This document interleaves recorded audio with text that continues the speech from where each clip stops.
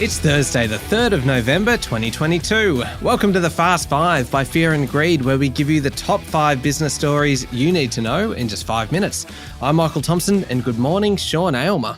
Good morning, Michael. Sean, 5 stories in 5 minutes, including an absolute cracker to finish on, but we'll get to that in a moment. Story number 1, the value of home lending tumbled more than 8% in September, which is much worse than expected, really kind of demonstrating how much heat has come out of the market. Yeah, that's right. Lending's down 18.5% on a year ago, which reflects the jump in mortgage rates and expectations that prices will fall, according to the Bureau of Statistics. Now, remember, house prices have fallen by 10% in Sydney. They're still falling. They're down about 6% in Melbourne, still falling. People, quite naturally, are just holding back before entering the market. At the same time, the number of distressed home listings has risen by more than 15% since interest rates started to rise in May. Vendors are just struggling to meet sharply higher mortgage repayments, according to SQM research. The 7 straight interest rate rises this year are biting, especially in New South Wales, where house prices are the highest. According to the data, the change in distressed listings since May in that state is close to 40%. Queensland, Tasmania around 26%, the ACT's at 20%. Not much good news in any of this. Migration will pick up. That will help demand for housing, help approvals. But really, with rates rising and going to rise more, as Philip Lowe said over the past 36 hours, not good news for distressed sales. No, certainly isn't.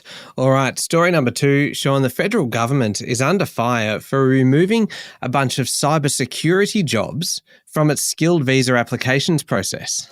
The tech sector was surprised by the decision of Home Affairs Minister Claire O'Neil to make it harder to bring in cyber experts, software engineers and technology developers, particularly given the Optus and Medibank cyber hacks recently. Ms O'Neil introduced a ministerial direction to change how migration agents prioritise skilled visa applications. The direction removed 27 job roles, including a bunch of tech jobs.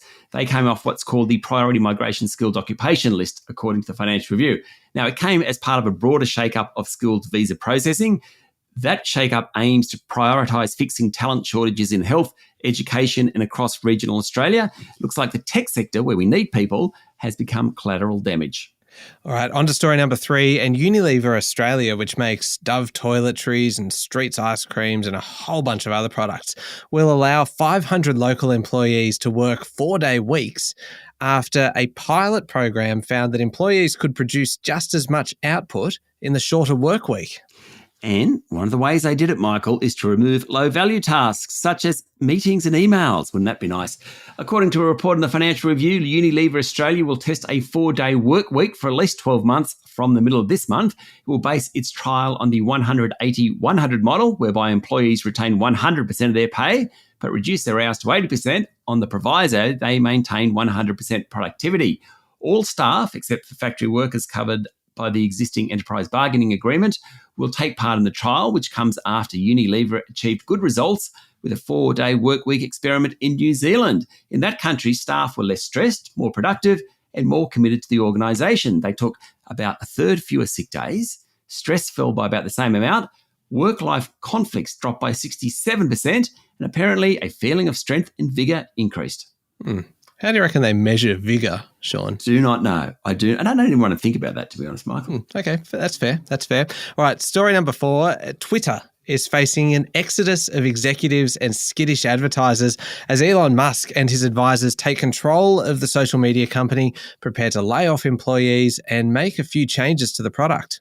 At least 5 top Twitter executives, including the chief marketing officer, chief customer officer, the head of people and diversity, and the head of product, have departed the company in recent days, according to the New York Times.